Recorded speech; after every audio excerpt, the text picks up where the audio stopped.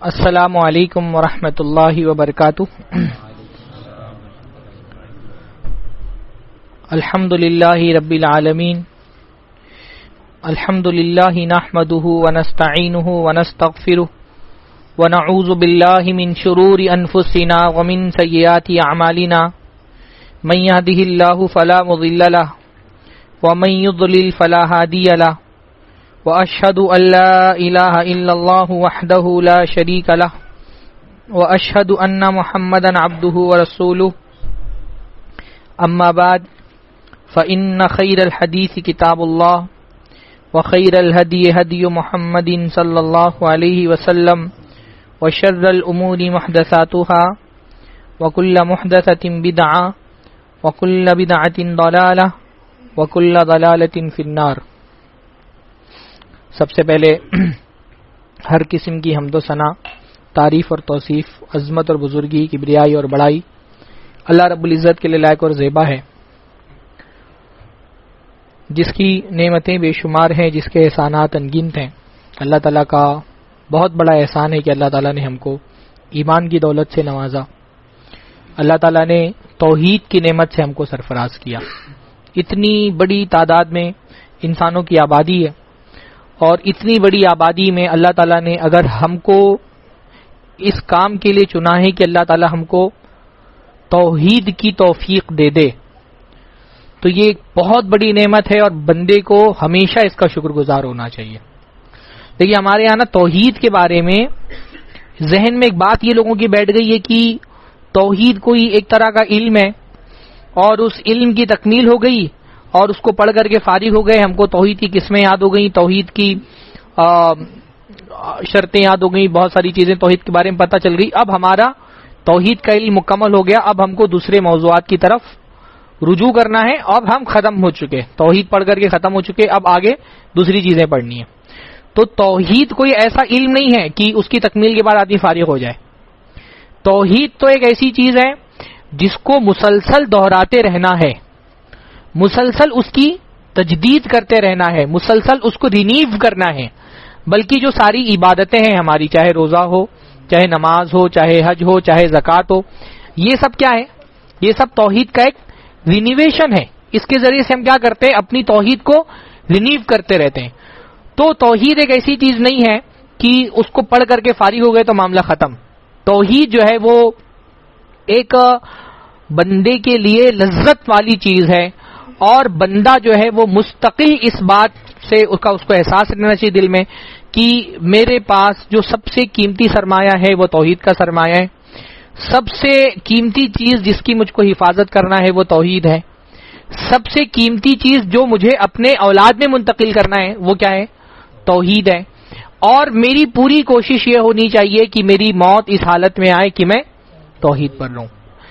اس کے لیے توحید جو ہے ہمارے یہاں میں بہت زمانے سے ایک چیز کو نوٹس کر رہا ہوں، ایک فینومینا کو، کہ ہمارے یہاں پرانے زمانے میں جو اہل حدیث علماء تھے ان کے یہاں توحید پر زور بہت زیادہ تھا۔ وہ جو اللہ کے نبی صلی اللہ علیہ وسلم اور اللہ کے نبی سے پہلے آنے والے انبیاء کا منہج ہے کہ توحید ہر چیز کے ساتھ ہے۔ آپ قرآن مجید میں بھی دیکھیں گے نا کہ توحید عبادات کی آیتوں کے ساتھ بھی ہے، جہاں سماجی مسائل پر گفتگو ہو رہی ہے وہاں بھی توحید ہے، جہاں قیامت کا ذکر آ رہا ہے وہاں بھی توحید ہے، جنت کا ذکر آ رہا ہے وہاں بھی توحید ہے، جہنم کا ذکر آ رہا ہے وہاں بھی توحید ہے۔ انبیاء اپنی دعوت کا آغاز کر رہے ہیں توحید سے کر رہے ہیں۔ تو وہ ایک پرانے ہمارے اہل حدیث علماء میں آپ دیکھیں گے توحید پر زور بہت زبردست تھا، اور الحمدللہ انہی کی محنتوں کا نتیجہ ہے کہ آج الحمدللہ ہم توحید کو پڑھنے والے ہیں، توحید کو سمجھنے والے ہیں۔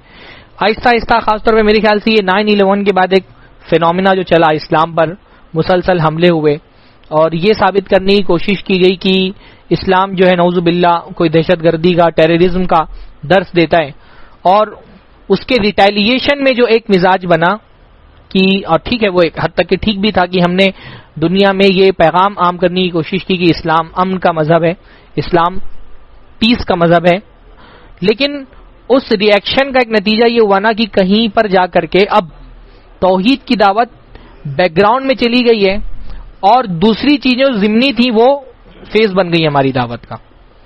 کچھ چیزیں ایسی مجھ کو محسوس ہوتی ہیں. نہیں میں دیکھتا ہوں کہ میرے بچپن میں اور ایک مطلب اچھی خاصی شعور کی عمر تک پہنچتے ہوئے میں نے یہ دیکھا ہے کہ ہمارے یہاں پروگرام ہوتے تھے جن کے نام ہوا کرتے تھے توحید کانفرنس, عظمت توحید کانفرنس, اس طرح کے موضوعات ہوتے تھے. اب یہ دیکھتا ہوں ہمارے یہاں پروگرام ہوتے تو نام ہوتے ہیں پیغام امن, پیغام انسانیت. پچھلی مرتبہ آپ نے کب توحید کانفرنس کے نام سے کوئی پروگرام سنا ہے؟ کوئی سنا ہے؟ ہاں, پرانے ہمارے جو علماء تھے وہ بہت کثرت سے توحید کے ثبوت میں, شرک کے رد میں ان کے خطابات ہوا کرتے تھے. ہاں, قبروں کی پوجا. لاسٹ ٹائم آپ نے کس خطیب سے قبروں کی پوجا کے موضوع پر خطاب سنے؟ ربانی صاحب. دیکھیے اس کے بعد اچھا وہ ربانی صاحب بھی اب وہ اس طرح کے موضوعات ان کے نہیں ہوتے.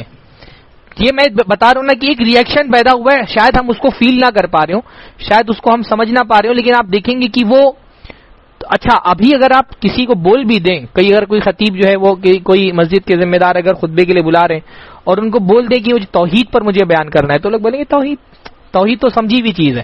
ہاں, یا توحید کے موضوع پر کوئی خطاب ہو تو بولیں گے اچھا اس کے بارے میں تو ہم کو سب پتہ ہی ہے. ایک ذہن اہل حدیثوں میں بھی یہ بن گیا کہ توحید کیا ہے وہ تو ہم کو سب پتہ ہی ہے. کیا توحید پر خطاب, کچھ نئی نئی چیزیں آنی چاہیے. وہ اٹریکشن جو ہے نا توحید کے ساتھ جو ہمارا ہونا چاہیے, جو ایک موحد کا ہونا چاہیے, ویسا نہیں رہ گیا جیسا ہے. میں ہی نہیں بول رہا ہوں ختم ہو گیا.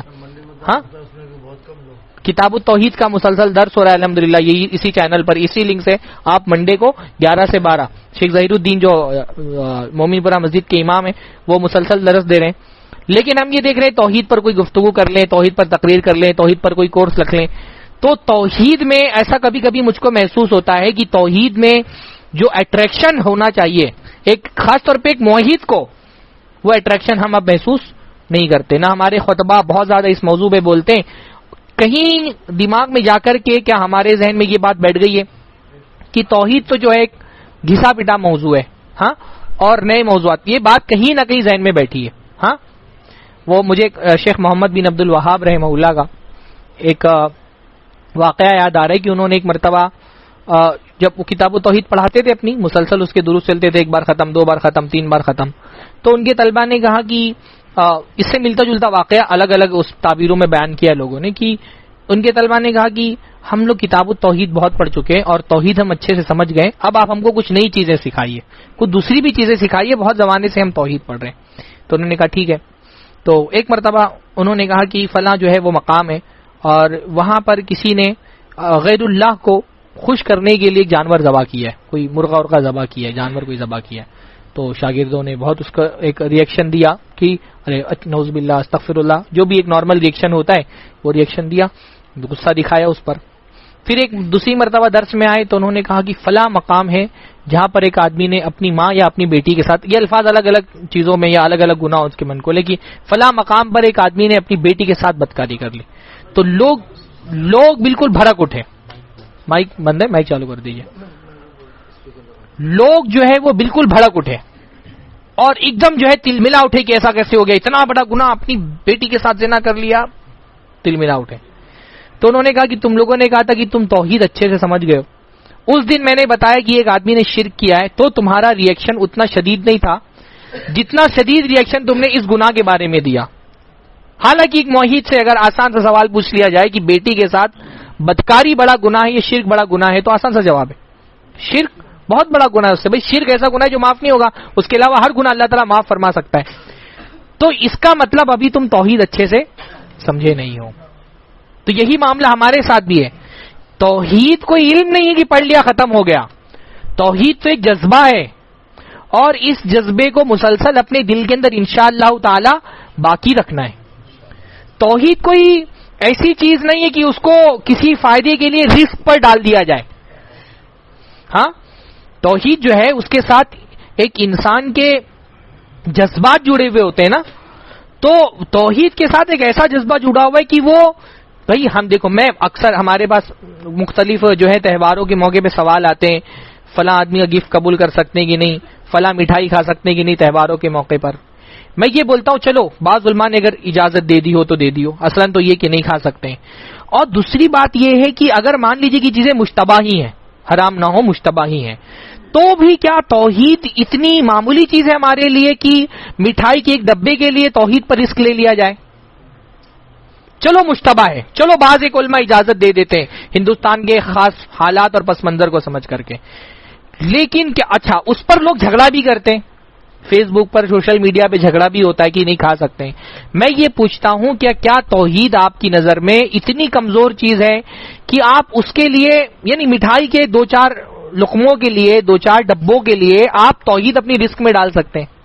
ہاں، اور کیا ایک موحد اگر سچے دل سے جو ایک اس کو جو سینسیٹیو ہونا چاہیے توحید کے بارے میں، جو اس کو ایک جذباتیت ہونی چاہیے توحید کے بارے میں، اگر وہ جذباتیت اور اس کی حساسیت اگر واقعتاً واقعی ہے تو کیا وہ ایسے معاملات میں سوال بھی کرے گا؟ مجھے تو نہیں لگتا کہ ایسی چیزوں میں کسی موحد کو سوال کرنے کی بھی ضرورت پیش آئے گی۔ لیکن کہیں جا کر کے ہمارے ذہن میں توحید کے حوالے سے جو توحید سے محبت بھی ہونی چاہیے۔ توحید جو ہے نا وہ صرف اس بات کا نام نہیں ہے کہ آپ نے کلمہ پڑھ لیا ہے، توحید صرف اس بات کا بھی نام نہیں ہے کہ آپ خود غیر اللہ کی عبادت نہیں کرتے، اللہ کی عبادت کرتے ہیں۔ توحید اس بات کا نام ہے کہ آپ کو توحید سے جیسی محبت ہو کائنات کی کسی چیز سے نہ ہو، ایک راحت ملے دل کو، ایک اطمینان ملے۔ لا الہ الا اللہ، یہ کلمہ جب زبان سے ادا ہو تو دل کو سکون محسوس ہوتا ہے محسوس، یہ ہونا چاہیے۔ جیسے ایک وطن پرست آدمی ہوتا ہے نا، وہ کبھی وطن کے نعروں سے اس کا دل اکتاتا ہے؟ ہاں، وہ ایک بار نہیں 100 بار جے ہند بولتا ہے، جب جوش میں آتا ہے جب جے ہند بولتا ہے، جب جوش میں آتا ہے جب وندے ماترم بولتا ہے۔ اس کا دل اپنے وطن پرستی کے نعروں سے اکتاتا نہیں ہے، کیوں؟ کیونکہ اس کو وطن سے محبت ہے۔ بہت سارے لوگ ہیں کسی ہیرو سے کسی ہیروئن سے محبت ہے تو اس کے گن گانا اور مسلسل ان کی باتیں کرنا اور ایک ایک گوسپ ان کی فالو کرنا، ان کا دل اس سے نہیں اکتاتا، صبح شام اسی میں لگے رہتے ہیں، وہ صبح شام اسی کا انسٹا اور فیس بک پر اسی کو چیک کرتے رہتے ہیں۔ تو توحید ایک ایسی چیز نہیں کہ بس ایک علم حاصل ہو گیا بس ختم، اب دوسری چیزیں سنو۔ توحید جو ہے نا وہ ایک جذباتی تعلق ہمارا توحید کے ساتھ ہونا چاہیے، ایک اللہ سے، یعنی میں اکثر یہ اپنے بارے میں بھی سوچتا ہوں کہ بھائی عبادتیں تو شاید بہت زیادہ ایسی نہ ہو، فرض ہی ادا کر لی جائے ہمارے دور میں تو بہت بڑی نعمت ہے، نوافل کی بھی کوئی ایسی بہت بڑی بھرمار نہیں، آپ میں سے بہت سارے لوگوں کی ہوگی، میں اپنی ذات کی بات کر رہا ہوں کہ کوئی بہت عبادت گزار نہیں ہے، بہت سارے گناہ بھی ہو جاتے ہیں، اللہ تعالیٰ نے تو سمجھیے کہ چہرے پہ پردہ ڈال کے رکھا ہوا ہے، ورنہ ہم میں سے کوئی آدمی اگر گناہ اس کے چہرے پہ لکھ دیے جائے تو دوسرے آدمی کو چہرہ دکھانے کے لائق نہ رہے، ہے نا؟ لیکن لے دے کر کے ایک جو شمع امید ہے کہ قیامت کے دن اللہ کے لیے بخش دیے جائیں گے، وہ لے دے کر کے توحید ہی تو ہے، اس کو کیوں رسک میں ڈالیں؟ ہاں، جو چیز جس سے پوری امید ہے کہ بھائی یہ بخشوا لے جائیں گے انشاءاللہ تعالی، اللہ نے کچھ بخشا، کچھ اگر اللہ تعالیٰ نے مانگا تو اللہ تعالیٰ بہت سارے گناہ لے کر کے آئیں گے کہ الحمدللہ اللہ تعالیٰ تیرے علاوہ کسی کے سامنے سر نہیں جھکا، تیرے علاوہ کسی سے ہاتھ نہیں پھیلائے، تیرے علاوہ کسی سے مانگا نہیں کبھی دعا۔ یہی تو کل سرمایہ ہے ہمارے پاس، یہی امید ہے کہ انشاءاللہ تعالی اللہ کے حضور میں یہی پیش کر کے بخشش طلب کریں گے اللہ تعالیٰ سے۔ یعنی سب سے بڑی نیکی اللہ کے حضور میں کیا پیش کی جا سکتی ہے؟ توحید۔ توحید سے بڑی نیکی کوئی ہو ہی نہیں سکتی، سب سے بڑی نیکی توحید ہے، اسی سے تو امید ہے پوری دنیا میں بھی، اسی سے امیدیں ہیں، قبر میں بھی اسی سے امیدیں ہیں، آخرت میں بھی اسی سے امید ہے کہ یہ انشاءاللہ تعالی بخشوا لے جائے گا توحید ہم کو۔ تو پھر اس کو تو کم سے کم مضبوطی سے پکڑ کر کے رکھنا ہے، خاص طور پہ فتنوں کے ایسے دور میں جب آندھیاں چل رہی ہیں فتنوں کی، اور اللہ کے نبی صلی اللہ علیہ وسلم نے فرمایا یصبح الرجل مؤمنا ویمسی کافرا، ایک آدمی صبح کے وقت مومن ہوگا شام کو کافر ہو جائے گا، شام کے وقت مومن ہوگا صبح کو کافر ہو جائے گا۔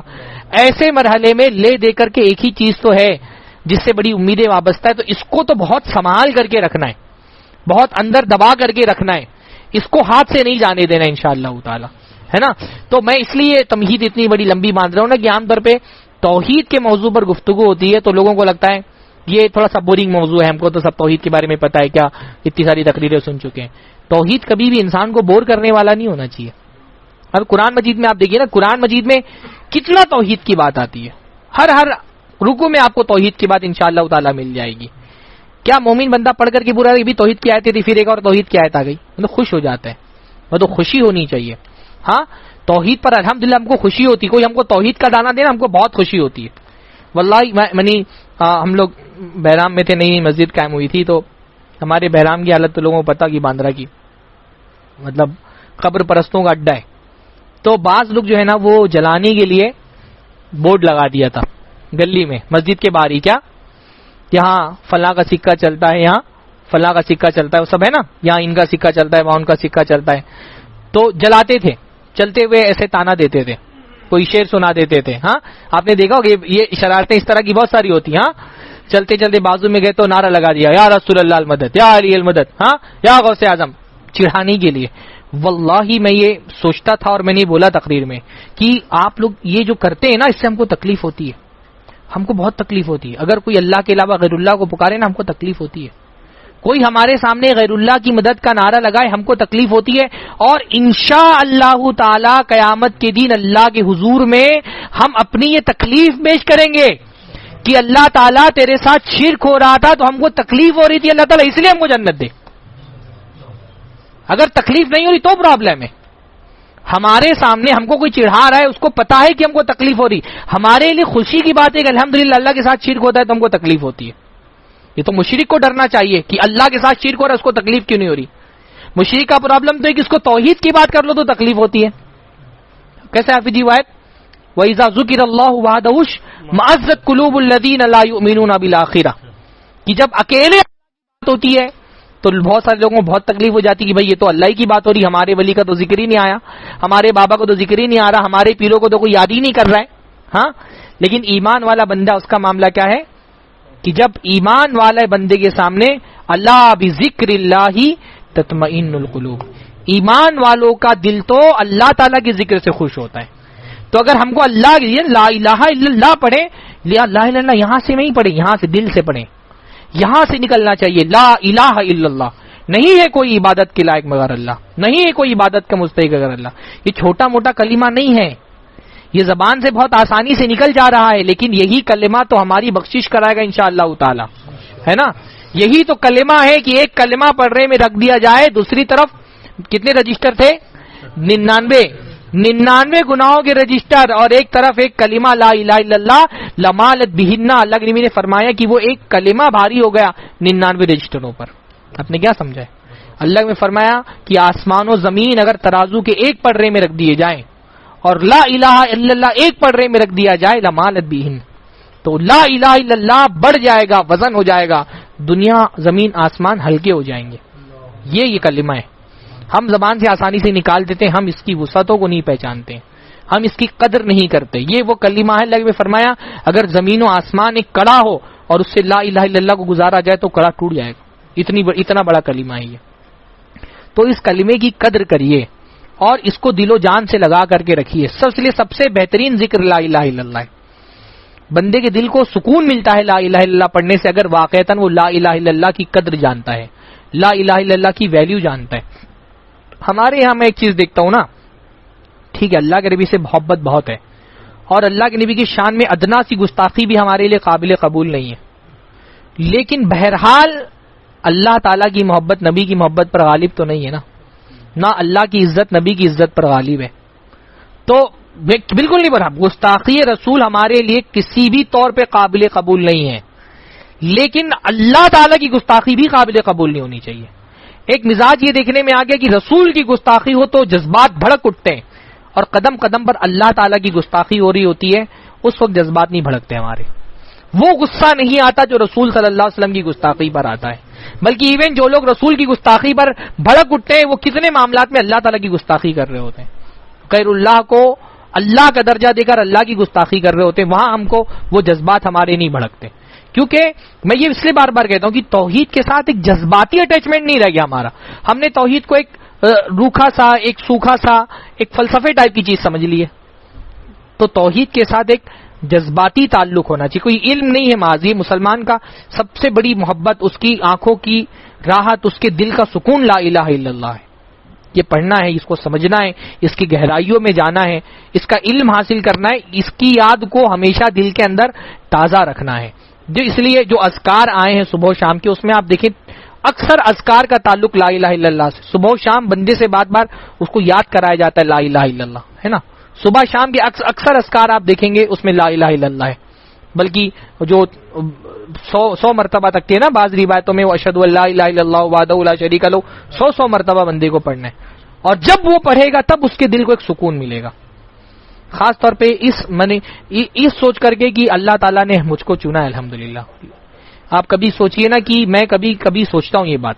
ابھی میں احمد آباد جانا ہوا, وہ ایک بہت مشہور وہاں پہ درگاہ ہے شالم احمد آباد, سنا ہوگا آپ لوگوں نے.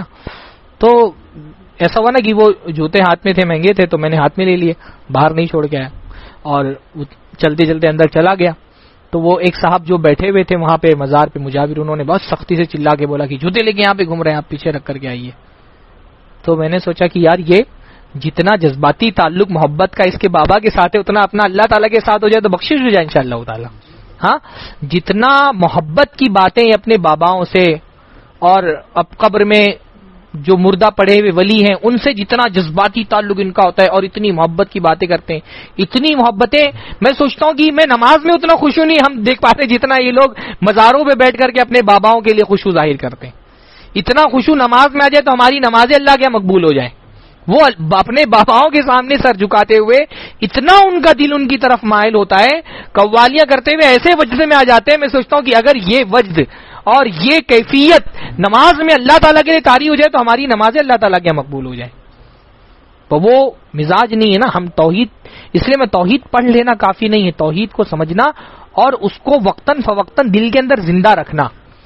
آپ دیکھیے جو وطن پرست قسم کے لوگ ہوتے ہیں نا, ان کو آپ دیکھیے کہ وہ کتنا بھی انہوں نے راشٹریہ گان کتنی بھی مرتبہ سنا ہو, لیکن ایک کیفیت جب کہیں پہ سنائی جاتی تو ان کے دل پہ طاری ہو جاتی, ان کو اس سے بورنگ نہیں محسوس ہوتی ہے. ہاں, اس سے بور نہیں ہوتے وہ کبھی بھی. ایک کبھی کرکٹ کے شروع میں جب کھڑے ہو کر کے سب سینے پہ ہاتھ رکھ کر کے پڑھتے ہیں کون سا راشٹریہ گان ہے, تو پھر سارے لوگ اس کیفیت کو محسوس کرتے ہیں. اپنی کرکٹ ٹیم کو سپورٹ کرنے کے لیے دیکھیے کیسے بی پی سب کا ہائی رہتا ہے. وطن سے محبت کا یہ عالم ہے. تو آپ سوچیے ہماری اللہ تعالیٰ سے محبت کس درجے کی ہونی چاہیے. کرکٹر سے محبت کا یہ عالم ہے کہ اٹیک آ جاتا ہے کرکٹ کھیلتے کھیلتے ہاں لوگوں کو.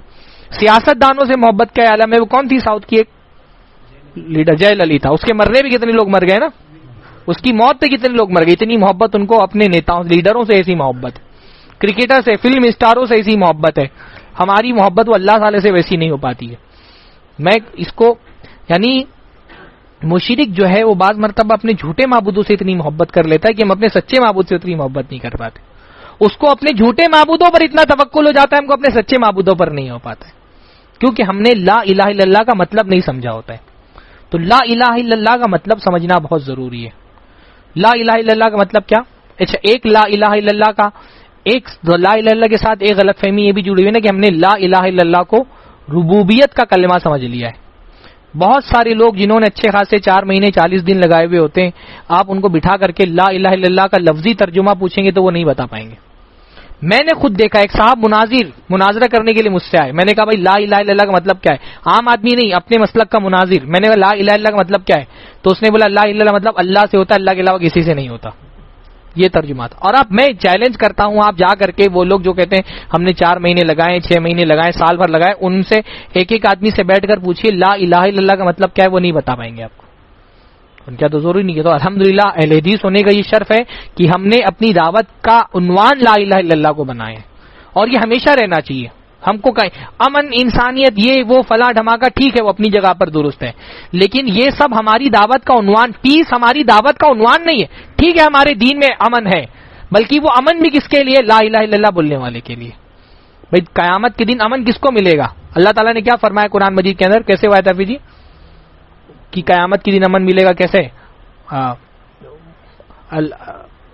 وہ ارے بھائی جس میں نا کہ اگر جو اپنے ساتھ ظلم کو نہیں ملائے گا, لہ الامن وہم مہتدون الذین آمنوا ولم یلبسوا ایمانہم بظلم اولئک لہم الامن وہم مہتدون, کہ جو لوگ ایمان لائے, ایمان کے ساتھ ظلم کو نہیں ملایا, تو یہی لوگ ہدایت پر ہیں اور انہی کے لیے امن ہے.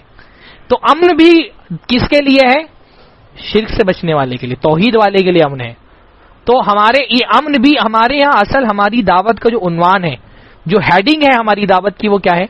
لا الہ الا اللہ ہے. سب سے پہلے یہ بہت سارے لوگوں نے لا الہ الا اللہ کا مطلب یہ سمجھا کہ اللہ ہی سب کچھ کرتا ہے, اللہ کے علاوہ کوئی کچھ نہیں کر سکتا. یہ پتہ نہیں یہ ترجمہ کہاں سے آ گیا, اللہ سے ہوتا ہے غیر اللہ سے نہیں ہوتا. لا الہ کا یہ مطلب بتایا جاتا ہے. لا الہ الا اللہ کا مطلب ہوتا ہے نہیں ہے کوئی معبود برحق مگر صرف اللہ, ہے نا.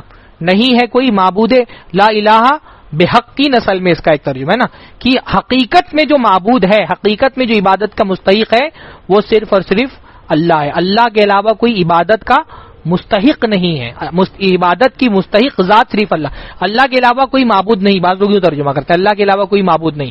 لغوی اعتبار سے یہ ترجمہ صحیح ہے, لیکن اللہ کے علاوہ کوئی معبود نہیں کا یہ مطلب نہیں کہ اللہ کے علاوہ کسی کی عبادت نہیں کی جاتی, کیونکہ دنیا میں تو بہت سارے لوگوں کی عبادت کی جاتی ہے. معبود مطلب جس کی عبادت کی جائے. تو ظاہر سی بات ہے دنیا میں اللہ کے علاوہ بہت ساری چیزوں کی عبادت کی جاتی ہے, لیکن برحق معبود یعنی وہ معبود جس کا حق ہے کہ اس کی عبادت کی جائے وہ صرف اللہ ہے, اور اس کے علاوہ جو کچھ بھی ہے وہ سب باطل معبود ہیں. برحق معبود صرف ایک ہے اور وہ اللہ رب العالمین کی ذات ہے. تو یہ تو ترجمہ ہو گیا سادگی کے ساتھ, آپ میں سے بہت سے لوگ اس کا معنی جانتے ہوں گے. اب ایک سوال یہ پیدا ہوتا ہے نا, جو ہمارا اصل ٹاپک ہے, کہ ہم زبان سے تو یہ بولتے ہیں کہ اللہ ہی معبود برحق ہے, اللہ ہی عبادتوں کا مستحق ہے, لیکن اگر کوئی یہ سوال کر لے کہ اللہ ہی اکیلے عبادتوں کا مستحق کیوں ہے, غیر اللہ کیوں نہیں ہے, تو بڑا اہم سوال ہو جائے گا. بھئی آپ کسی کو دعوت دیں کہ غیر اللہ کی عبادت مت کرو, صرف اللہ کی عبادت کرو, صرف اللہ ہی عبادت کا مستحق ہے, اور کوئی سوال کر لے کہ کیوں اللہ ہی اکیلے عبادت کا مستحق ہے, غیر اللہ کیوں نہیں ہے, تو آپ کیا جواب دیں گے؟ اسی سوال کا جواب جاننے کے لیے آج کا ہمارا انشاءاللہ تعالی یہ درس ہے. ویسے اگر میں پوچھ لوں تو آپ کیا جواب دیں گے, کیا جواب ہوں گے آپ؟ وما خلقت الجن والانس الا لیعبدون, اللہ تعالیٰ نے ہم کو صرف اپنی عبادت کے لیے پیدا کیا. یہ تو آپ اس وقت بولیں گے نا جب اس نے قرآن بھی ایمان لے آیا ہے. وہ قرآن بھی ایمان نہیں لایا ابھی, تو آپ اس کو کیا جواب دیں گے؟ ہاں, ابھی وہ کلمہ نہیں پڑھا ہے نا, ابھی اس نے کلمہ نہیں پڑھا ہے. ایک عام کافر کو, مشرک کو آپ دعوت دے رہے. ہاں ہاں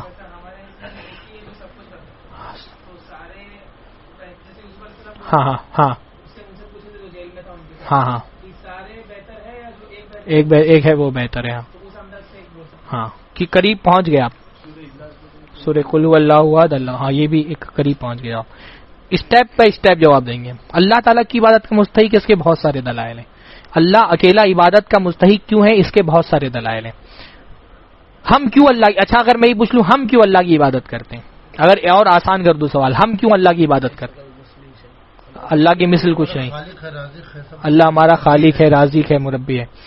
دیکھو میں ایک ایک کر کے, سب سے بیسک چیز, عبادت کی سب سے بڑی وجہ, ہم اکیلے اللہ کی عبادت کیوں کرتے ہیں؟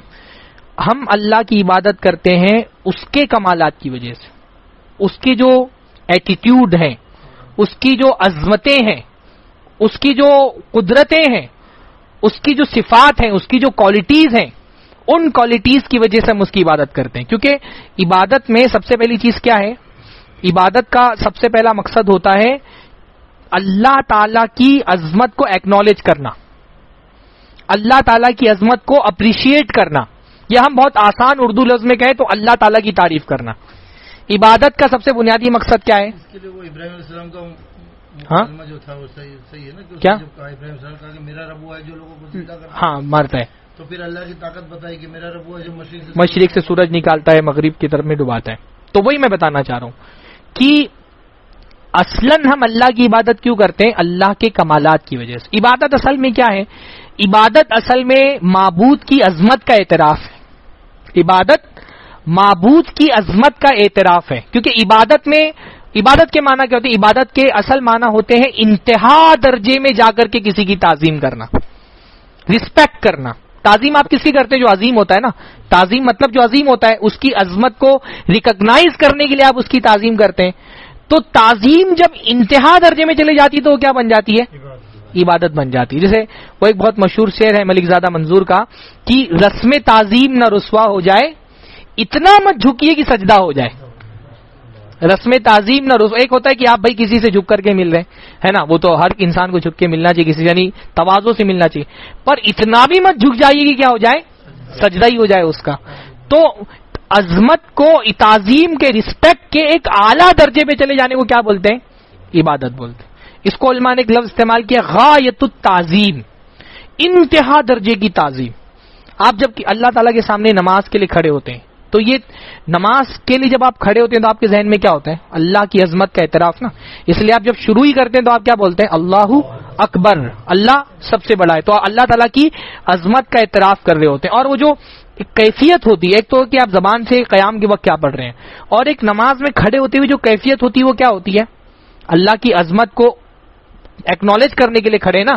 یعنی جب کوئی آدمی ٹیچر کے سامنے کھڑا ہوتا ہے یا وطن پرست اپنی وطن کی جو ہے اس کے سامنے فلیگ کے سامنے کھڑے ہو جاتے ہیں تو وہ کیا ہوتا ہے, ایک طرح کا احترام ہوتا ہے نا قیام کے اندر, رکوع کے اندر, سجدے کے اندر. بلکہ صلاۃ کے معنی میں ہی وہ تعظیم کا معنی پایا جاتا ہے. دیکھیے انگلش میں ایک لفظ ہم لوگ استعمال کرتے ہیں سیلیوٹ, ہے نا. وہ سیلیوٹ اصل میں جو انگلش کا سیلیوٹ جو ہے وہ عربی کے صلاۃ ہی سے نکلا ہوا ہے.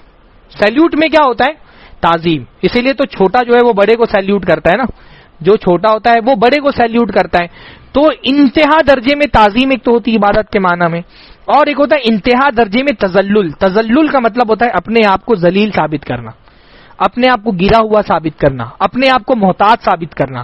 یہ جو سر ہماری عظمت کی نشانی, جب ہم اللہ کے سامنے جھکا دیتے ہیں تو ہم کیا اعتراف کرنا چاہتے ہیں کہ اللہ تعالیٰ ہم کمزور ہیں, ہم بے بس ہیں, ہم لاچار ہیں, ہماری کوئی حیثیت نہیں. ہاں, سجد وجهي للذي خلقه وشق سمعه وبصره بحوله وقوتي فتبارك الله احسن الخالقين.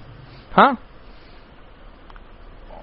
جو سجدے کی دعائیں وہ بھی بڑی, اس میں کیا ہے, اپنے آپ کو اللہ کے سامنے اپنی نفی کر دینا بالکل کہ میں کچھ ہوں ہی نہیں. عبادت میں یہ معنی آپ کو بہت ملیں گے. خاص طور پہ ہم لوگ دعائیں پڑھتے ہیں, عام طور پہ ان دعاؤں کا اللہم لک سجدت وبک آمنت ولک اسلمت وخشع لک سمعی وبصری ومخی وعزمی وعصبی وما استقلت به قدمی للہ رب العالمین. یہ سجدے کی دعائیں اللہ کے نبی کی دعا میں سے بڑی پیاری دعا ہے. سجدے میں نا جو بہت ساری دعائیں ثابت ہیں, ہم لوگ خالی سبحان رب الاعلی پہ ٹرکا دیتے ہیں معاملے کو.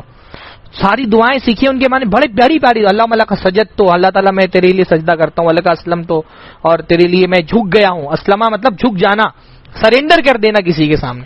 اچھا, ہمارے یہ بھی ہوا ہے نا اسلام مینس پیس, اسلام مین پیس.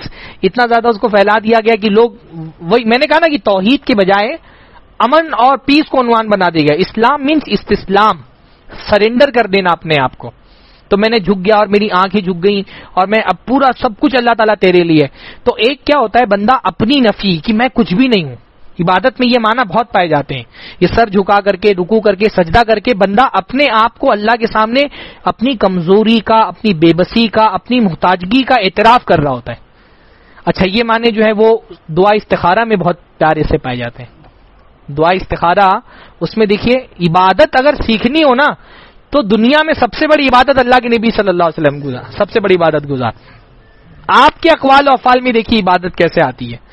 اللہ تعالیٰ سے بندے کا تعلق ایسا ہونا چاہیے جیسے محمد صلی اللہ علیہ وسلم کا اپنے رب کے ساتھ تھا. ان کی دعاؤں میں آپ دیکھیں, استخاری کی دعا میں آپ دیکھیں بندہ کیسے اپنے آپ کی نفی کرتا ہے. ان اللہ انک تقدر ولا اقدر, اللہ تو طاقت رکھتا ہے میں کچھ بھی طاقت. حالانکہ طاقت ہے بندے کے اندر نا, اللہ کے سامنے جا رہا ہے اللہ تعالیٰ میں تھوڑا سا کر سکتا ہوں, پورا تے کو کرنا ہے. لا اقدر, میں کر ہی نہیں سکتا کچھ, میرے اندر طاقت ہی نہیں ہے, میرے اندر قدرت ہی نہیں ہے. وَتَعْلَمُ وَلَا أَعْلَمُ, اللہ تعالیٰ تو جانتا ہے میں جانتا ہی نہیں کچھ. یہ نہیں کہ اللہ تعالیٰ میں تھوڑا سا جانتا ہوں. اللہ کے سامنے پہنچا تو بندہ نفی ختم, کچھ بھی نہیں جانتا میں, اللہ تو ہی جانتا ہے. اِنَّكَ أَنْتَ عَلَّامُ الْغُیُوب, اللہ تعالیٰ تو علام الغیوب ہے. تو عبادت میں یہ معنی پائے جاتے ہیں, ایک تعظیم اور ایک تذلل, اپنے آپ کو جھکانا, اپنے آپ کو اپنی بے بسی کا اعتراف. اس لیے عربی میں جو ہے نا وہ پگڈنڈی ہوتی ہے نا, کھیت کے درمیان جب کسی جگہ پہ بہت لوگ زیادہ چل لیتے ہیں تو وہ کیا ہوتا ہے, ایک دم ایک راستہ بن جاتا ہے. اس پگڈنڈی کو کہتے ہیں طریق معبد, پٹا ہوا راستہ, کچلا ہوا راستہ. اس کو بہت کچل دیتے ہیں لوگ نا, جو کچلی بھی چیز ہوتی ہے کیا ہوتی ہے, ایک دم ذلیل ہو جاتی ہے, تو اس کو طریق معبد کہا جاتا ہے, کچلا ہوا راستہ. ایسے ہی بندہ جب اللہ کے حضور آتا ہے تو جیسے ایک بہت کوئی غریب آدمی, فقیر آدمی کسی بادشاہ کے دربار میں جائے گا تو کوئی تکبر ہوگا اس کے پاس, کوئی بڑائی ہوگی, ہے نا, وہ تو سر ہی نہیں اٹھا سکتا اوپر. اسی لیے تو حدیث کے اندر منع ہے نا کہ آپ آسمان کی طرف نہیں دیکھ سکتے, آپ کو نظریں جھکا کر کے رکھنی ہے اللہ کے حضور میں, بلکہ نظریں یہاں وہاں جائیں گی تو نماز کا ثواب کٹ جائے گا, ایک دم جھکا کر کے رکھنا ہے. تو یہ تعظیم اور تذلل یہ کس لیے ہے, اللہ کی عظمت کو ایکنالج کرنے کے لیے. عبادت میں بندہ کیا کرتا ہے, اللہ کی عظمتوں کا اعتراف کرتا ہے کہ اللہ تعالیٰ تو بہت عظیم ہے, اور عظمتیں تو صرف اللہ ہی کی ہیں, ہے نا. اللہ کے علاوہ کوئی بھی اپنی حیثیت میں تو عظیم نہیں ہے. اگر کسی کو کوئی عظمت حاصل بھی ہے تو وہ عظمت اللہ ہی کی عطا کی ہوئی ہے. تو اللہ عبادت کا کیوں مستحق ہے, کیونکہ اللہ ہی اکیلے ہے جو حقیقت میں عظیم ہے. اللہ کے علاوہ جو کچھ بھی ہے, جتنا بھی بڑا ہے, عظمت کا حامل نہیں. اس کی جو عظمتیں وہ بھی کیا ہیں, اللہ تعالیٰ کی دی ہوئی ہیں. تو اللہ کے حضور میں ہم جب سجدہ کرتے ہیں, آپ جو باطل معبود ہیں ان کو بھی آپ دیکھیے نا کہ آپ جو دنیا میں اللہ کے علاوہ پوجے جاتے ہیں وہ کیوں پوجے جاتے ہیں؟ کیونکہ ان کو پوجنے والے ان کو عظیم مانتے ہیں، کسی ایک چیز میں عظیم مان لیتے ہیں. بھئی جیسے ہمارے ملک میں تو سچن تینڈولکر کا بھی پوجا کی جاتی ہے. کیوں؟ سچن تینڈولکر کی جو پوجا کرتے ہیں، کیا سچن تینڈولکر نے ان پہ کوئی احسان کیا؟ نہیں نا. پھر کیوں پوجا کرتے ہیں؟ ایک کرکٹ کے شعبے میں اس کی کارکردگی اچھی ہے تو لوگوں نے اس کو معبود بنا لیا. یعنی کیا ہے؟ عبادت کرنے والا اپنے معبود کی عظمت کے اعتراف میں عبادت کرتا ہے. عبادت کرنے والا اپنی معبود کی عظمت میں اعتراف، اس کی عظمت کے اعتراف میں عبادت کرتا ہے. تو کیا اللہ تعالیٰ سے زیادہ عظیم کوئی ہے؟ پوری کائنات اللہ کی عظمت کی گواہ ہے. تو جب بندہ کھڑا ہوتا اللہ کے حضور میں تو پھر اس کے ذہن میں ہونا چاہیے کہ میں جس کے سامنے کھڑا ہوں تو ساری کائنات پیدا کرنے والا رب ہے. آسمان و زمین، اس کی اپنی صفات، اس کی کوالٹیز بے شمار، اس کی قدرت گن ہی نہیں سکتا آدمی. ہاں کیسے فرمایا اللہ تعالیٰ نے کہ قُل لَوْ كَانَ الْبَحْرُ مِدَادًا لِكَلِمَاتِ رَبِّي لَنَفِدَ الْبَحْرُ قَبْلَ أَن تَنفَدَ كَلِمَاتُ رَبِّي. کہ بھئی ایک بندہ کرکٹ اچھا کھیلنے لگا تو اس کے لوگ اس کی پوجا کرنا شروع کر دیے. ہاں یا کوئی وہ کچھ فلم اسٹار بھی ہے نا، ان کی بھی پوجا کی جاتی. کیا کرتے ہیں وہ؟ بھئی وہ فلم اسٹار اچھے. آج کل تو ہمارے یہاں پر ایک لیڈر، اس کی بھی پوجا کرتے ہیں بھکت لوگ اس کے، ہے نا، اس کا بھی مندر بنایا ہوا ہے. اور لوگوں کا تو کوئی کم سے کم کوئی فن ہے، اور لوگوں کے پاس کرکٹر اور اداکاروں کے پاس کوئی فن ہے. یہ اداکار صاحب کے پاس تو کوئی فن بھی نہیں ہے. ہاں وہ فن ہے جھوٹ بولنے کا. اچھا تو یہ کہ چھوٹی چھوٹی چیزوں میں اچھا، اور ان کا جذبہ دیکھیے، جو ان کے فینز ہوتے ہیں، جو ان کی پوجا کر رہے ہیں، ان کا جذبہ دیکھیے، ان کی محبت دیکھیے کیسا مر مٹنے والا جذبہ ہوتا ہے جس کے وہ بھکت ہوتے ہیں. تو پھر آپ سوچئے کہ ہم تو جس اللہ کے سامنے کھڑے، ساری کائنات اس کی نشانیاں اس کی بکھری ہوئی ساری کائنات کے اندر، تو وہ کیسی تعظیم کا مستحق ہے؟ وہ کیسی تعظیم کا مستحق ہے؟ اللہ تعالیٰ کی تعظیم کو تو ہم حقیقت ادا نہیں کر سکتے. ہاں جب اللہ کے سامنے کھڑے ہوں تو اللہ کی عظمت کا وہ احساس دل کے اندر رہنا چاہیے کہ ہم کسی چھوٹے موٹے معبود، جو اللہ کے رسول نے احسان والا مرتبہ بتایا نا، ان تعبد اللہ کأنک تراہ، اللہ کی عبادت ایسے کرو گویا کہ اللہ کو دیکھ رہے ہو. تو اللہ کی اگر جب قیامت کے دن اللہ رب العالمین کی عدالت قائم ہوگی اور وہاں اجازت دی جائے گی کہ سجدہ کرو، تو سجدے کی کیا کیفیت ہوگی اس وقت؟ وہ کیفیت طاری کرو اپنے اوپر کہ تم کسی دنیا کے بادشاہ کے سامنے نہیں کھڑے ہو، ساری کائنات کے خالق کے سامنے کھڑے ہو، اس کی عظمتوں کا احساس کر کے اس کے سامنے کھڑے ہونا کہ وہی تو ہے عظیم ہے، سارے آسمان و زمین اس نے بنائے. ہاں بلکہ آپ آیت الکرسی میں دیکھیے، اللہ لا الہ الا هو الحی القیوم. جب اللہ تعالیٰ کی عبادت کا حکم دیا گیا نا، اللہ کے علاوہ کوئی معبود نہیں، تو کس چیز کو بطور دلیل پیش کیا گیا؟ وہ حی ہے، قیوم ہے نا، اس کو تھکان نہیں آتی، آسمان و زمین اس نے پیدا کی. اس کی عظمت اس لائق ہے کہ بندہ کھڑے ہو کر کے اس کی عظمتوں کا اعتراف کرے عبادت میں. اور کتنا اعتراف بھی کر لے تو بھی اس کی تعریف کا حق تو ادا نہیں کر سکتا وہ. آپ سوچیے اللہ کے نبی صلی اللہ علیہ وسلم، حضرت عائشہ رضی اللہ عنہا فرماتی ہیں کہ میں سوئی ہوئی تھی اور رات میں میری آنکھ کھلی تو میں نے بغل میں اللہ کے رسول کا بستر ٹٹولا تو دیکھا اللہ کے رسول غائب. تو مجھے ایسا لگا کہیں اللہ کے رسول صلی اللہ علیہ وسلم رات میں کہیں کسی دوسری بیوی کے پاس تو نہیں چلے گئے. تو گھبرا کر کے میں اٹھی، اور جب اٹھ کر کے جانے لگی تو مجھے محسوس ہوا کہ اللہ کے نبی صلی اللہ علیہ وسلم نماز پڑھ رہے ہیں. میرا ہاتھ اللہ کے نبی صلی اللہ علیہ وسلم کے پیروں پہ پہنچا، اور اللہ کے رسول کیا پڑھ رہے تھے؟ واللہ اللہ کے رسول سے زیادہ کون اللہ کی عبادت کرنے والا ہوگا؟ اللہ کے رسول نے فرمایا تم میں سب سے زیادہ اللہ سے ڈرنے والا میں ہوں، سب سے زیادہ خشیت میرے اندر ہے. اور اللہ کے رسول دعا میں کیا پڑھ رہے تھے؟ اللہم لا اوسی ثناء علیک، اللہ تعالیٰ میں تیری حمد نہیں کر سکتا، میری ہمت سے باہر ہے، میری طاقت سے باہر ہے کہ میں تیری حمد کروں. انت کما اثنیت علی نفسک، اللہ تعالیٰ تو ویسا ہی ہے جیسا تو نے اپنی تعریف کر دی، میں تیری تعریف کا حق بیان کرنے سے قاصر ہوں، میری طاقت میں نہیں کہ میں تعریف کا حق بیان. یعنی صبح اللہ کے رسول صلی اللہ علیہ وسلم نمازیں پڑھ کر کے پیر میں ورم آ گیا ہے کھڑے ہو کر کے، اور اتنی عبادتیں کرنے کے بعد وہ نبی کیا کہہ رہا ہے؟ لا اوسی ثناء علیک، اللہ تعالیٰ میں تیری تعریف کا حق نہیں ادا کر سکتا، میرے بس سے باہر ہے، تو جیسا اپنی ذات کا تو نے تعریف کر دی تو ویسا ہی ہے. آپ فرشتوں کو دیکھیں، اللہ کے رسول فرماتے ہیں کہ آسمان جو ہے وہ چرچرا رہا ہے. چرچرانا سمجھتے؟ جب کسی اسٹیج پر بہت زیادہ لوگ چڑھ جائیں تو ایک چرچراہٹ کی آواز آتی ہے نا، اللہ رسول بولتے ہیں آسمان چرچرا رہے، فرشتوں کا اتنا وزن ہو گیا آسمان کے اوپر کہ کوئی 4 انگلی کی جگہ بھی نہیں بچی ہے جہاں پر فرشتے نہ ہوں. اور یہ فرشتے آسمان پہ کیا کر رہے ہیں؟ اللہ کی عبادت، صرف اور صرف اللہ کی عبادت. پورا آسمان جس کی وسعتیں کہاں ہیں ہم کو پتہ ہی نہیں، پورا آسمان اللہ تعالیٰ کی فرشتوں سے بھرا ہوا ہے، اور یہ فرشتے صبح شام صرف اللہ کا ذکر، اللہ کی عبادت میں مشغول ہیں. اور کیا کہتے ہیں پھر یہ فرشتے؟ اللہم ما عبدناک حق عبادتک، اللہ تعالیٰ ہم نے تیری عبادت کا جیسا حق تھا وہ ویسی تیری عبادت نہیں کی.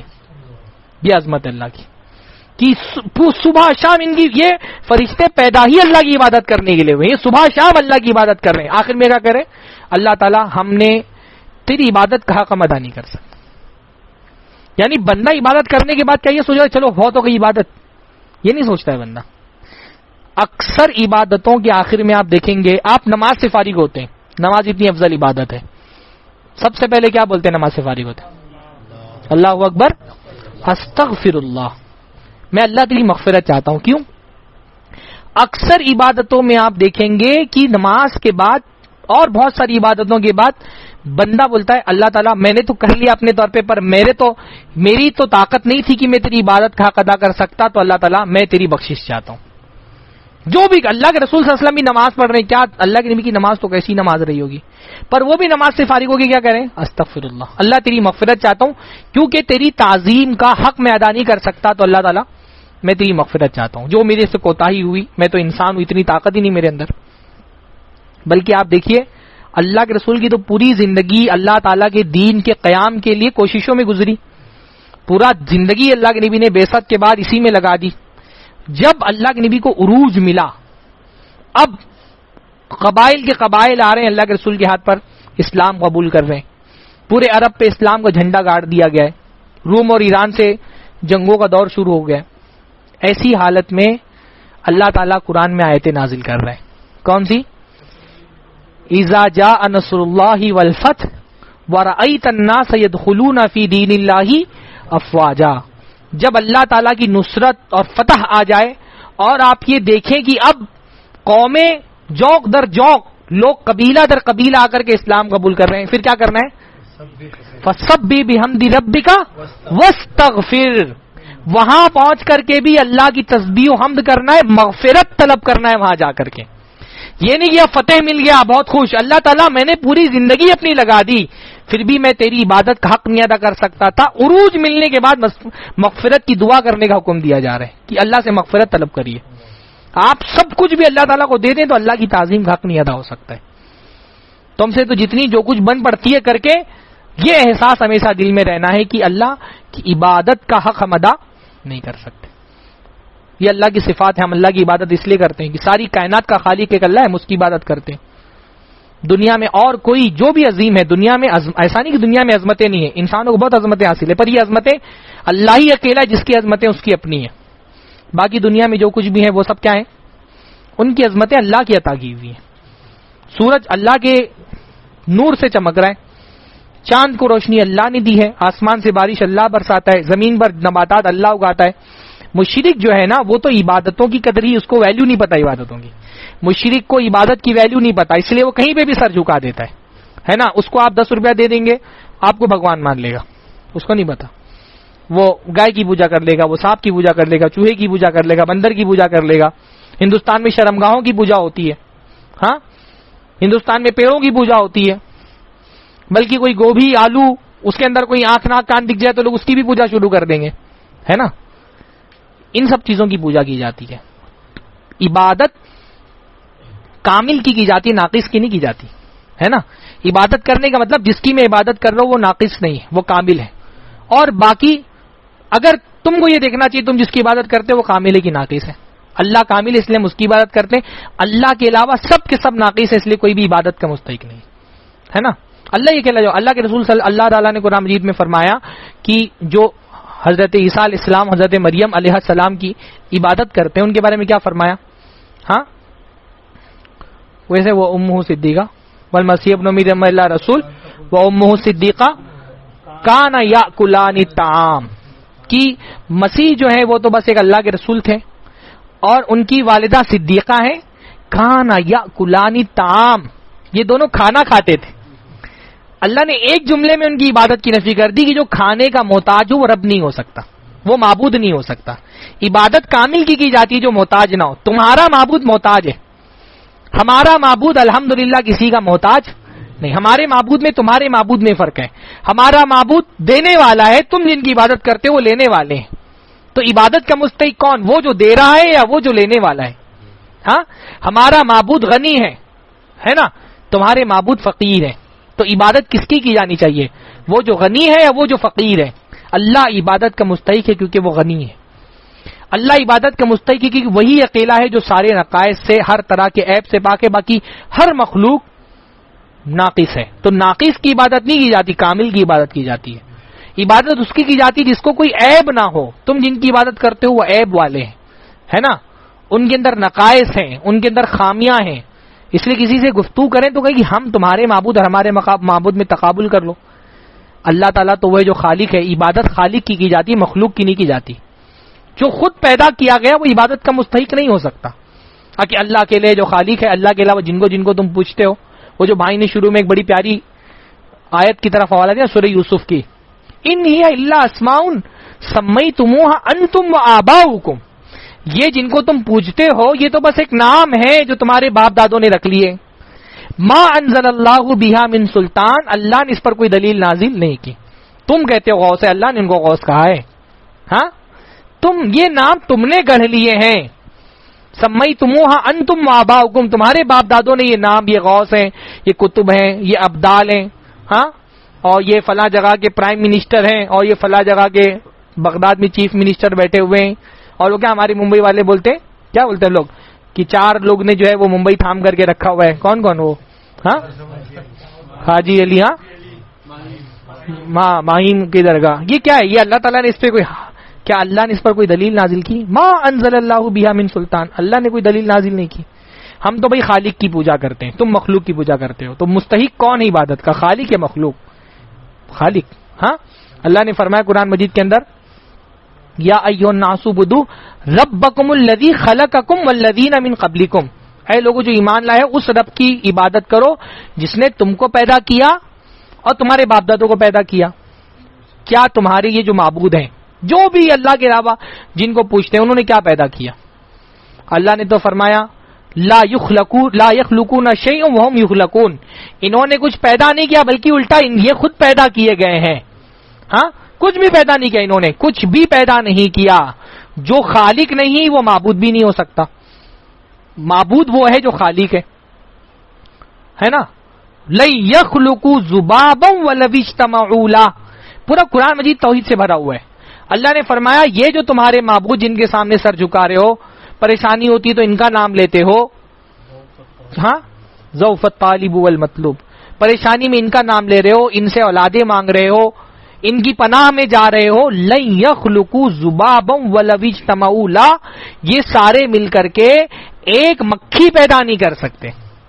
تو ہمارا معبود تو خالق، تمہارا معبود مخلوق، تمہارا معبود ایک مکھی پیدا کرنے میں بھی قادر نہیں. تو ہم اللہ کی عبادت کیوں کرتے ہیں؟ کیونکہ وہ خالق ہے.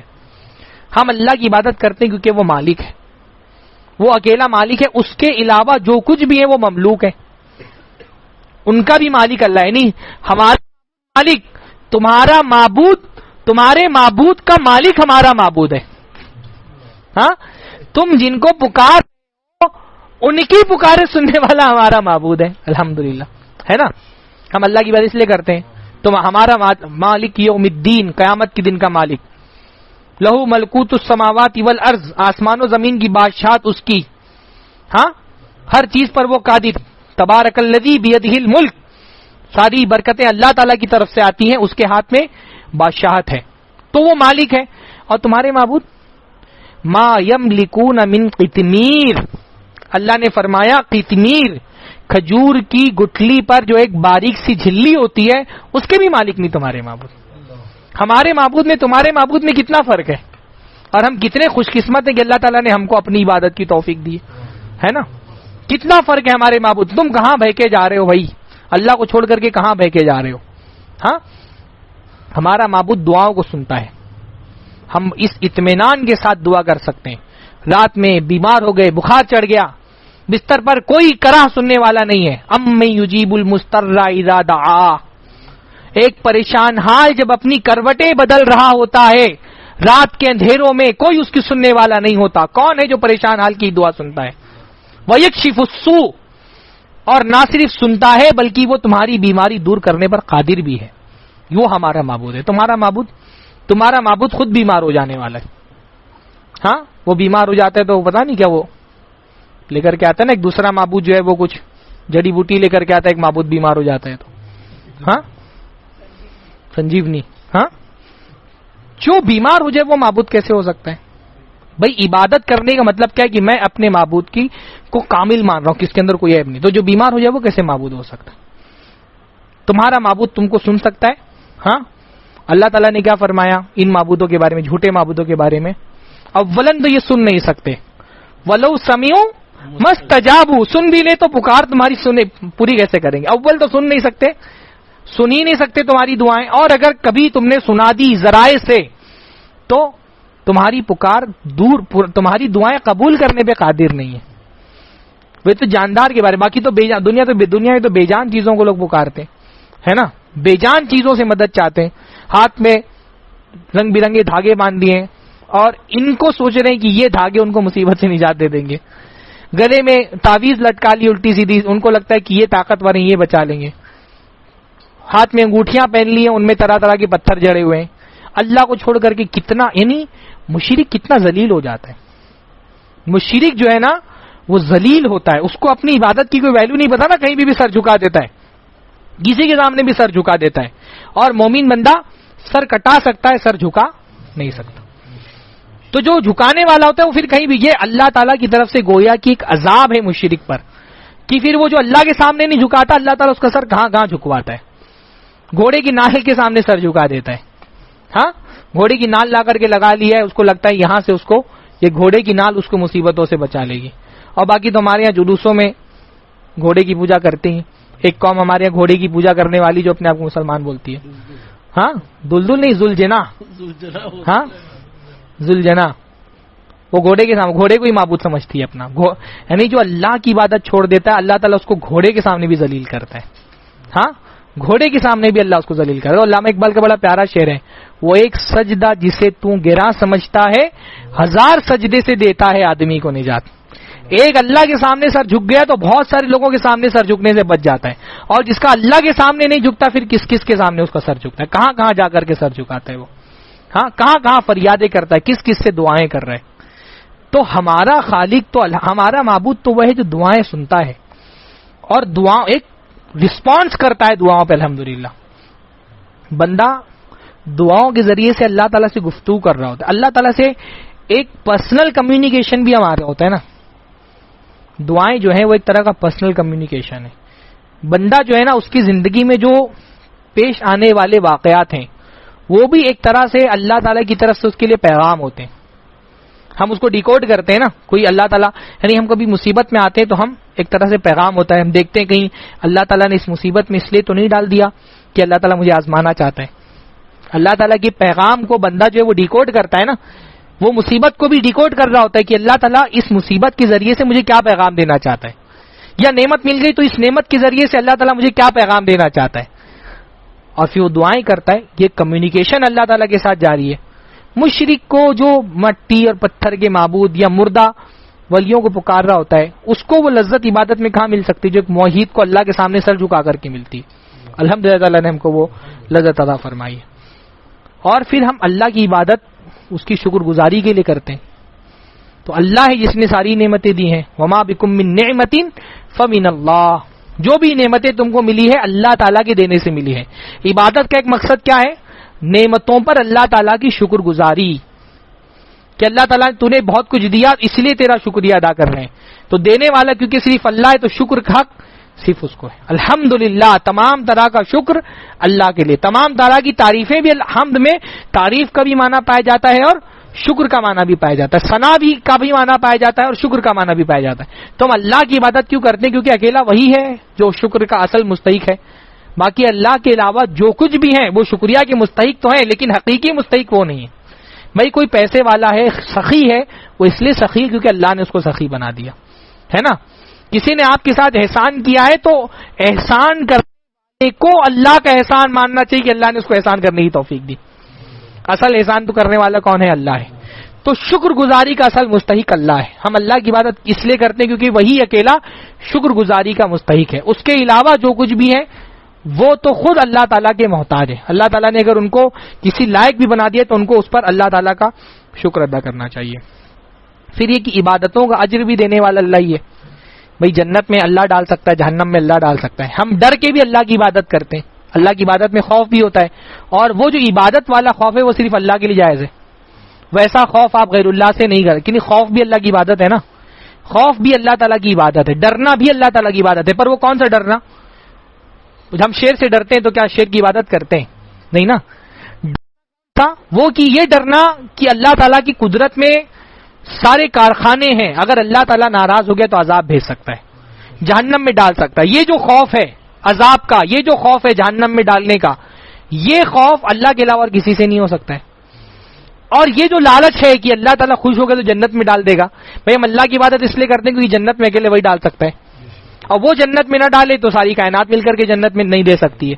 تو ہم اللہ کی عبادت اکیلے اس لیے کرتے ہیں کیونکہ وہی جنت دے سکتا ہے, وہی جہنم میں ڈال سکتا ہے, اسی کے ہاتھ میں سارے اختیار ہے. باقی تمہارے معبود یہ تو خود اللہ تعالیٰ کی رحمت کے محتاج ہیں. بھائی بڑے سا بڑا کوئی کسی کا پیر ہو, ولی ہو, اللہ کے رسول سے بڑا تو نہیں ہو سکتا نا. اللہ کے رسول نے کہا کہ اللہ تعالیٰ رحمت نہ کرے تو میں بھی جنت میں جا سکتا ہوں. اللہ کے رسول بھی جنت میں اللہ تعالیٰ کی رحمت سے جائیں گے. تو شکر اللہ کا ہم کرتے ہیں, اور شکر بھی ظاہر سی بات ہے کہ شکر میں بھی اللہ کی نعمتیں اتنی ہیں. وَإِن تَعُدُّوا نِعْمَتَ اللَّهِ لَا تُحْصُوهَا, اللہ کی نعمتوں کو شمار کرنا چاہو تو شمار نہیں کر سکتے. تو شکر بھی اللہ کا, اور خوف بھی اللہ کا, امید بھی اللہ رب العالمین سے. تو یہ کہ اللہ کی تعریف کے لیے ہم اللہ کی عبادت کرتے ہیں, اللہ کی عظمت کے اعتراف کے لیے اللہ کی عبادت کرتے ہیں, کیونکہ اللہ اکیلا غنی ہے, اس کے علاوہ سارے کے سارے فقیر ہیں, اس لیے اللہ کے لیے عبادت کا مستحق ہے. کیونکہ اللہ دینے والا ہے, باقی سب کے سب لینے والے, اس لیے اللہ عبادت کا مستحق ہے. کیونکہ اللہ دعاؤں کو سنتا ہے اور باقی سارے دعاؤں کو سن نہیں سکتے, اس لیے اکیلے وہ عبادت کا مستحق ہے. کیونکہ اللہ تعالیٰ دعائیں پوری کرتا ہے, جو مانگو وہ دیتا ہے اور کوئی دے ہی نہیں سکتا, اس لیے وہ عبادت کا مستحق ہے. کیونکہ وہ شکر کا مستحق ہے, اس لیے وہ عبادت کا مستحق ہے. تو یہ چیزیں ایسا نہیں کہ میں ہر درس میں کوئی نئی بات بتا دی جاتی ہے. کچھ چیزیں یادداشت کے لیے ہوتی ہیں, کچھ چیزیں ان پر زمانے کی دھول پڑ جاتی ہے, اور ان کو بار بار جگاتے رہنا ضروری ہے. تو توحید جو ہے نا, وہ اللہ کی میں فرمایا کہ ایمان جو ہے وہ تمہارے دلوں کے اندر پرانا ہو جاتا ہے جیسے کپڑے پرانے ہو جاتے ہیں. ایمان بھی پرانا ہوتا ہے جیسے کپڑے پرانے ہو جاتے ہیں. تو ایمان کی تجدید کے لیے اللہ سے دعا کرتے رہنی چاہیے. اور اللہ تعالیٰ کا ذکر, یہ بھی اللہ تعالیٰ کا ذکر ہے نا, اور ذکر جب اللہ تعالیٰ کا ہو تو دل کو سکون ملتا ہے. اللہ تعالیٰ کی باتوں سے دل کو سکون ملتا ہے.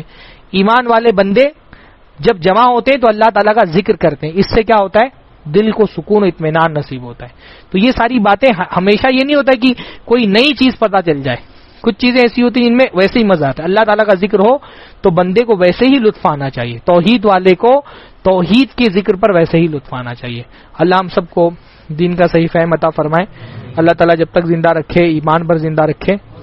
سوال ہے آپ کے, بولیے نا آپ. ایک تو یہ سوال ہے کہ اکثر لوگ اس پر اعتراض کرتے ہیں کہ اگر کوئی بیمار ہو جائے گھر میں, ہاں, یا کوئی ایسی پریشانی مصیبت آ جائے, ہاں ہاں, تو آدمی عمومی طور پر ہمارے یہاں ہم لوگ جو دیکھتے آ رہے برسوں سے, ہاں, کہ کوئی بکرا وغیرہ ذبح کر کے غریبوں میں تقسیم کر دے یا کھانا کھلا دے. ہاں.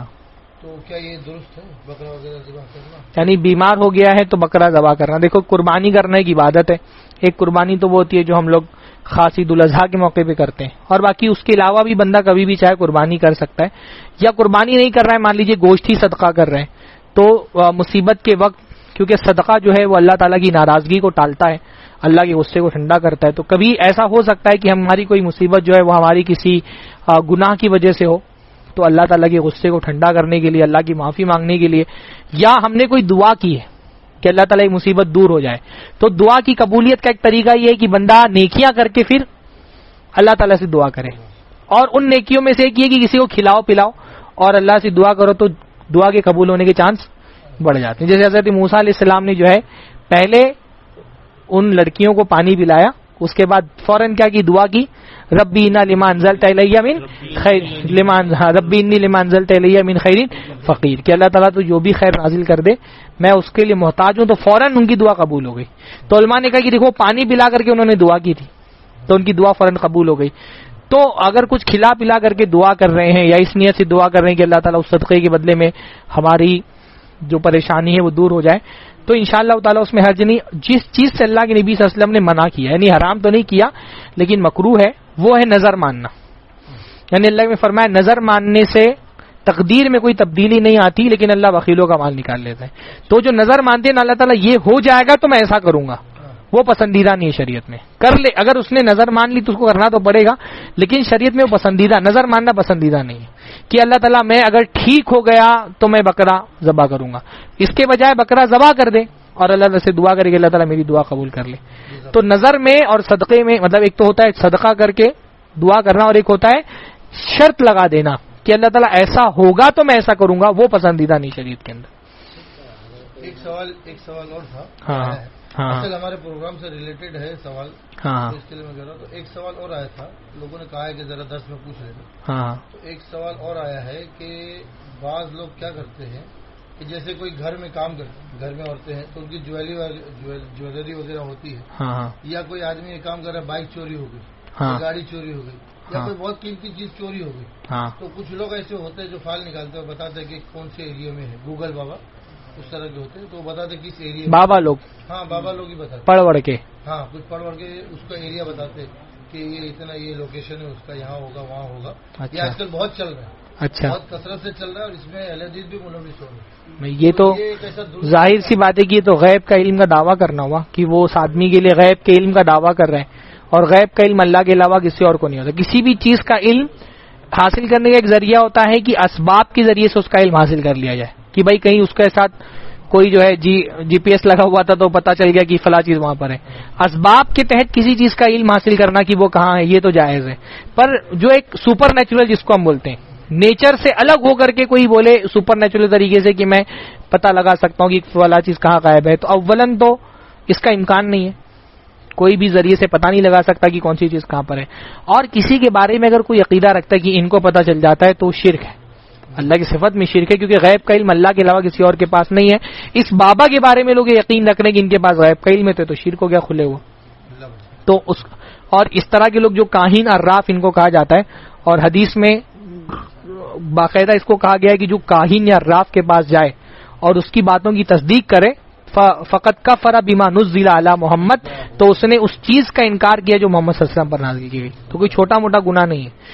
کاہنوں کا اور عراف جو ہوتے ہیں یہ جو کیا جوتشی وغیرہ جن کو کہا جاتا ہے نجومی، ان کی باتوں کا اعتراف کرنا اور ان کی تصدیق کرنا یہ کفر ہے، کفر ہے یہ. ہاں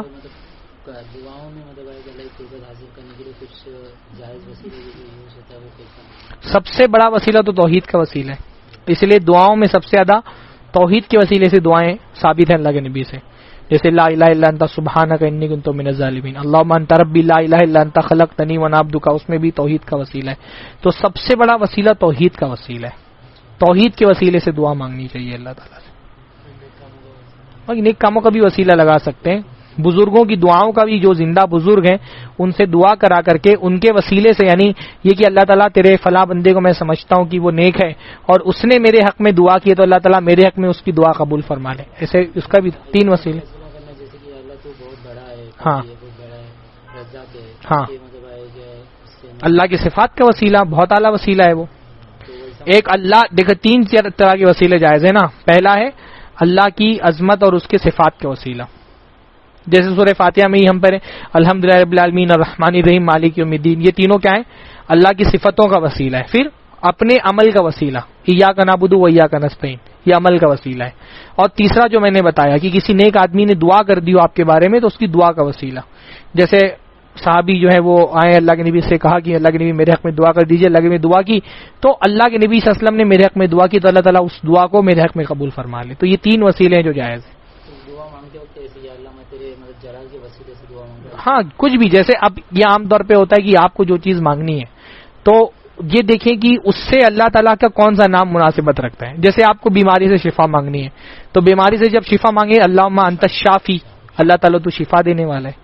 آپ کو اللہ تعالیٰ سے جو ہے وہ غریبی سے پناہ آپ طلب کر رہے ہیں، فقر سے، تو اللہ تعالیٰ تو غنی ہے، تو وہاب ہے، تو عطا کرنے والا ہے نا. آپ اولاد مانگ رہے ہیں تو اللہ تعالیٰ تو وہاب ہے، کیونکہ وہاب جو ہے عطا کرنے والا ہے اللہ تعالیٰ. تو یہ زیادہ مناسب ہوتا ہے. بلکہ اللہ کے نبی کی دعاؤں میں بھی آپ دیکھیں گے کہ جو چیز مانگنی ہے اس کی مناسبت سے اللہ تعالیٰ کا کوئی نام لینا اور اس نام کے وسیلے سے دعا کرنا چاہیے. باقی اللہ تعالیٰ کا ہر نام پیارا ہے. وَلِلَّهِ الْأَسْمَاءُ الْحُسْنَى فَادْعُوهُ بِهَا، اللہ تعالیٰ کے پیارے پیارے نام ہیں، ان پیارے ناموں کے ذریعے سے اللہ کو پکارو، اس سے دعائیں کرو، اس کی عبادت کرو. ٹھیک ہے.